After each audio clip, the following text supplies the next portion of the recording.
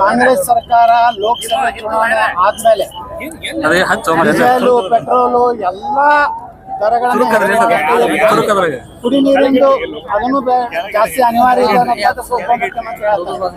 ಅಂದ್ರೆ ಅವರು ಗ್ಯಾರಂಟಿ ಕೊಟ್ಬಿಟ್ರೆ ಎಲ್ಲಾ ಅಂತ ಜನರಿಗೆ ಆಶೆ ಆಮಿಷ ಕೊಟ್ಬಿಟ್ರೆ ಆಯ್ತು ಅನ್ನೋಂತ ಒಂದು ಪ್ರಯೋಗ ದೇಶದಲ್ಲಿ ಕರ್ನಾಟಕದಲ್ಲಿ ಮಾಡಿತ್ತು. ಅದು ತೆಲಂಗಾಣದಲ್ಲೂ ಸಹ ಯಶಸ್ವಿಯಾಗಿತ್ತು. ಆದ್ರೆ ಅದೇ ಪ್ರಯೋಗವನ್ನು ಇಡೀ ದೇಶದ ಮೇಲೆ ಮಾಡಬೇಕು. ರಾಹುಲ್ ಗಾಂಧಿ ಕಟಾಕಟ್ ಅಂತ ಹೇಳಿ ತಿಂಗಳಿಗೆ 8,500 ರೂಪಾಯಿ ಹಾಕ್ಯಾರ.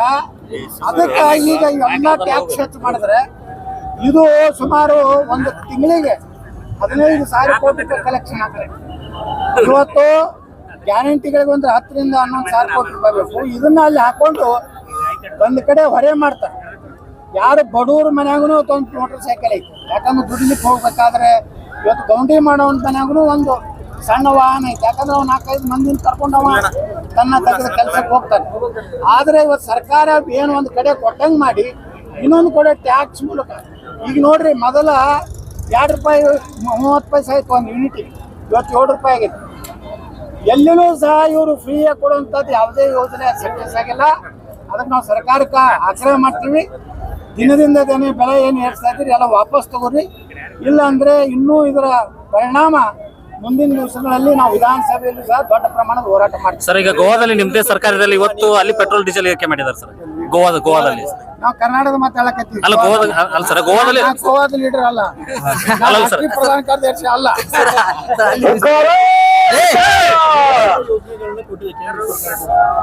ಕಾಂಗ್ರೆಸ್ ಸರ್ಕಾರಕ್ಕೆ ಈ ರಾಜ್ಯದ ಮಾಡಿರುವಂತ ಕಾಂಗ್ರೆಸ್ ಸರ್ಕಾರಕ್ಕೆ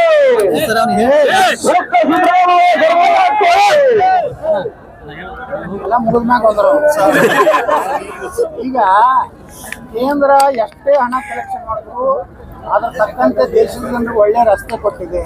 ಇವತ್ತು ಎಂತಿಂದ ಹೈವೇ ಆಗಿದೆ ದೇಶದಲ್ಲಿ.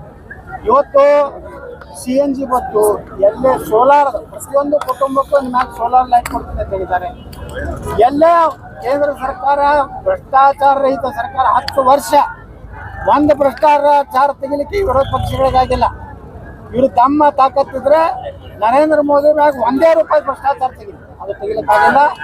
ನಾವು ಏನೇ ಇದ್ರು ಇದು ತೈಲ ಬೆಲೆ ಬಗ್ಗೆ ಹೇಳಿದ್ರು. ತೈಲ ಬೆಲೆ ಅಂತಾರಾಷ್ಟ್ರೀಯ ಮಾರುಕಟ್ಟೆಯಲ್ಲಿ ಏರುವುದು ಇಳಿದಿರ್ತದೆ. ಅದು ಕಂಪ್ನಿಗಳಿಗೆ ಅಧಿಕಾರ ನಾವು ಕೊಟ್ಟಿವಿ. ಕಡಿಮೆ ಆದಾಗ ಕಡಿಮೆ ಮಾಡ್ತಾರೆ, ಹೆಚ್ಚಾದಾಗ ಹೆಚ್ಚು ಮಾಡ್ತಾರೆ. ಅದ್ರದ್ದು ಡೈರೆಕ್ಟ್ ಸೆಂಟ್ರಲ್ ಗೌರ್ಮೆಂಟ್ ಕಂಟ್ರೋಲ್ ಇವತ್ತಿಲ್ಲ. ಅದಕ್ಕೆ ಕೇಂದ್ರ ಸರ್ಕಾರ ಹೇಳ್ತೀವಿ, ಯಾವಾಗ ವಿಶ್ವದಲ್ಲಿ ಕ್ರೂಡ್ ಆಯಿಲ್ ಬೆಲೆ ಹೆಚ್ಚಾಗ್ತದೆ ಅವಾಗ ರೇಟ್ ಏರಿಸಿರ್ತಾರೆ. ಬೆಲೆ ಕಡಿಮೆ ಆಗ್ತಂದ್ರೆ ಅದಕ್ಕೆ ಹಿಡಿತಾರೆ. ಸರ್, ಈಗ ಸೂರಜ್ ರೇವಣ್ಣ ಒಂದು ಪ್ರಕರಣ ಹೊರಗಡೆ ಬಂದಿದೆ ಸರ್, ಸಲಿಂಗ ಪ್ರಕರಣ. ಸೂರಜ್ ಪ್ರಜ್ವಲಂದ ಆಯ್ತು ಸರ್, ಈಗ ಸೂರಜ್ ಸಲಿಂಗ ನಡೆದತ್ತೋ ಅದು ತನಿಖೆ ಆಗ್ತದೆ. ಅದ್ರ ಬಗ್ಗೆ और नए न्यूज़ों के लिए देखते रहिए अपना चैनल TV22 न्यूज़।